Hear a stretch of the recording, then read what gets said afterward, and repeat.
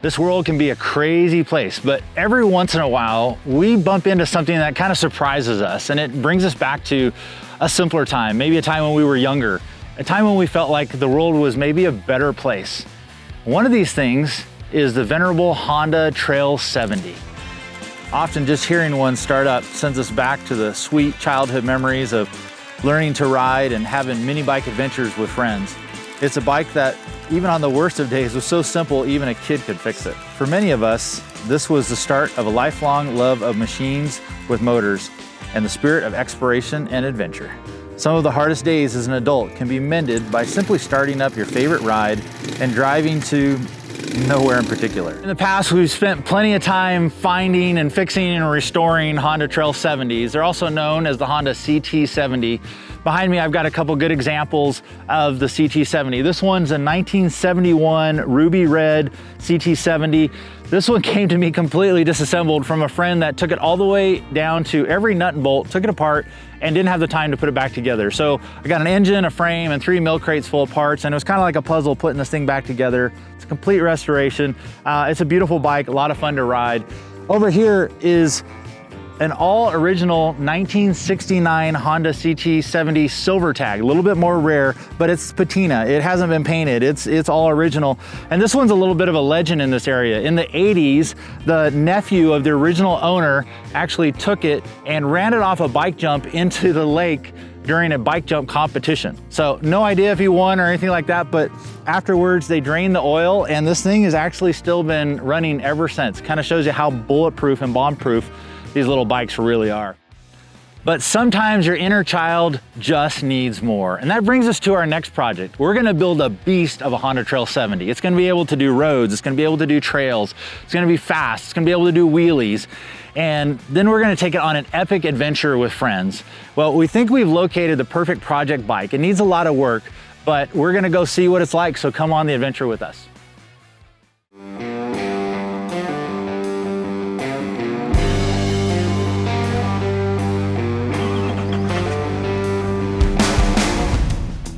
All right, here we are on our road trip to go get our next project, Project Redline 1972 CT70. This should be epic. We're doing a 500-mile road trip just to go get the right bike.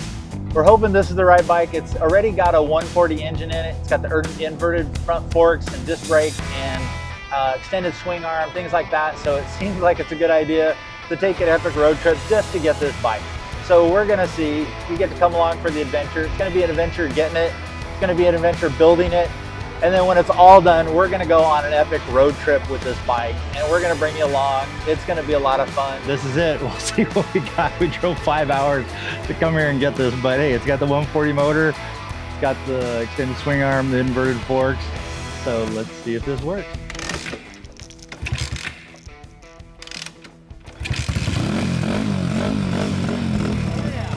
Appreciate it. All right, here we go. Adventure starts.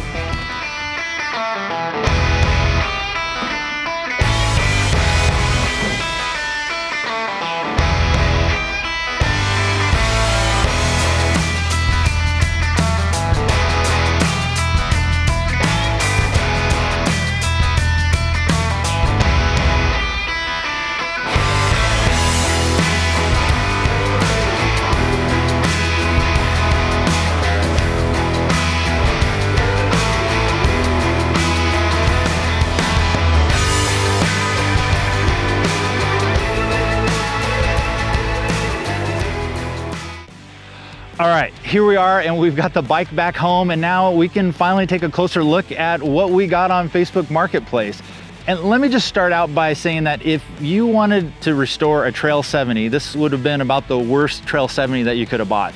There's hardly anything original on it. In fact, as far as I can tell, the frame and the tank are probably the only things that are left that are original. Everything has been modified or replaced.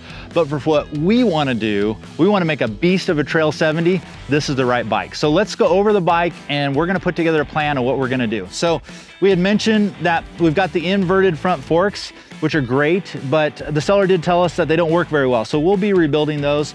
Got a clone headlight here. Don't really like that. We're going to do something with the clone headlight.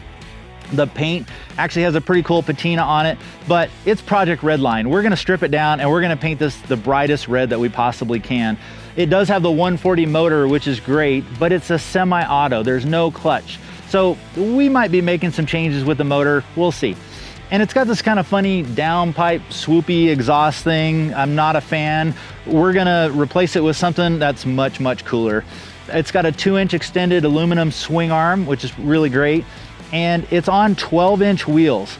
Now, we're gonna go back to the 10-inch original rims, and we're gonna shove the biggest knobby tires that we can on this thing, which will make it still work great on the street, and it'll make it work really well in the dirt. You can also see somebody put an auxiliary gas tank there. That's just, it's gonna go away. We'll figure out something with that. It's also got the disc brake front end already, which is really great. And if you remember, when we picked it up, we shot some starting fluid in it and it did fire up. That tells us a couple things. That tells us that the motor has good enough compression to run. It also tells us that it has spark. And that means that we're gonna have to go through the carburetor, and hopefully with just a simple carburetor cleaning, this thing will be running good enough that we can ride it around before we take the whole thing apart to build a beast. So here we go.